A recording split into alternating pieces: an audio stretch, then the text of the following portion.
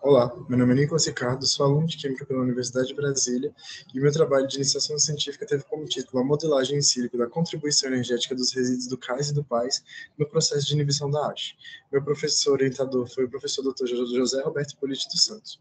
O trabalho está estruturado como introdução, metodologia, resultados, uma conclusão e as referências. E para começar, nós podemos falar primeiramente da doença de Alzheimer, que é a principal doença associada a mais de 70% dos casos de demência da população idosa. A principal via de tratamento para a doença de Alzheimer se baseia na hipótese colinética, que é uma hipótese que correlaciona o déficit colinérgico com o avanço da doença de Alzheimer. E, portanto, uma das vias de tratamento seria, então, inibir a acetilcolinesterase humana, que é a enzima responsável por clivar a acetilcolina, um dos neurotransmissores que está em déficit. Para isso, precisamos que nós conheçamos o seu sítio ativo, que é chamado sítio ativo Golgi, por ter um formato de desfiladeiro, ou seja, na sua entrada ele é mais fino e ele se alarga em sua base.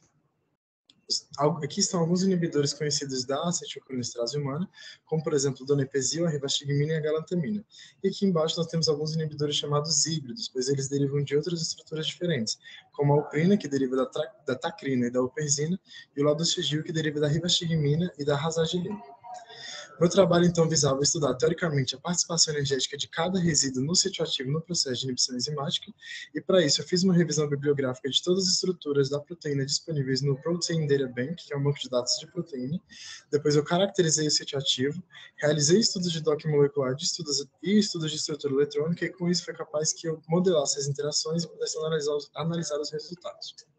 Aqui estão as três principais estruturas da acetilcolinesterase humana disponíveis no PDB, com as menores resoluções de estrutura cristalográfica. A estrutura escolhida para este estudo foi a de código 6L4W, pois era a que mais se adequava aos ligantes aqui estudados.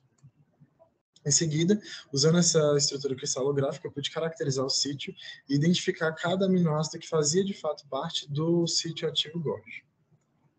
Assim, eu realizei cálculos de docking molecular entre a enzima e os ligantes conhecidos, como, por exemplo, donepezil, alpena e o ladostigil, e obtive resultados de para o donepezil menos 11,32 kcal por mol, para a alprina menos 8,92 kcal mol e para o ladostigil menos 8,44. Dá para observar que todos acabaram realizando interações com alguns resíduos em comum, como aspartato 74, tirosina 124, fenilanina 338 ou tirosina 337. Aqui, o que nós fizemos, então, para caracterizar a participação energética de cada resíduo foi refazer cálculos de docking, só que dessa vez excluindo alguns resíduos do sítio ativo. A linha que nós vemos pontilhadas é o sítio ativo completo e a linha que nós vemos inteira é o sítio ativo com alguns resíduos removidos. Nesse caso, nós podemos ver que o ligante que menos mimetiza o substrato natural é a uprina, pois foi o que menos pareceu estar afetado pela remoção de alguns resíduos do sítio ativo. Aqui nós conseguimos ver os orbitais moleculares de fronteira dos ligantes e podemos ver que, no geral, os orbitais HOMO, ou seja, aqueles orbitais ocupados de maiores energias, ficaram distribuídos em todos os ligantes ao redor de anéis aromáticos, ou seja, de elétrons pi localizados, ou de átomos muito eletronegativos. No caso dos orbitais LUMOS, aqueles desocupados de menor energia, o comportamento também foi bastante semelhante, se distribuindo em torno de elétrons deslocalizados e também de átomos muito eletronegativos.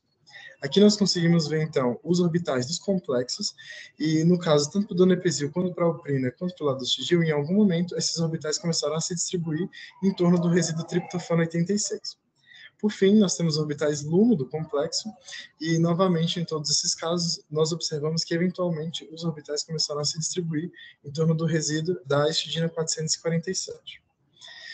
Por fim, nosso estudo permitiu que nós modelássemos as interações que cada ligante fazia com os resíduos, e assim que nós removemos, nós percebemos que os que mais contribuem energeticamente para a inibição são os aqui citados, como aspartato 74, triptofano 86, tirosina 124, serina 203, tirosina 337, fenilanina 338, tirosina 341 e histidina 447.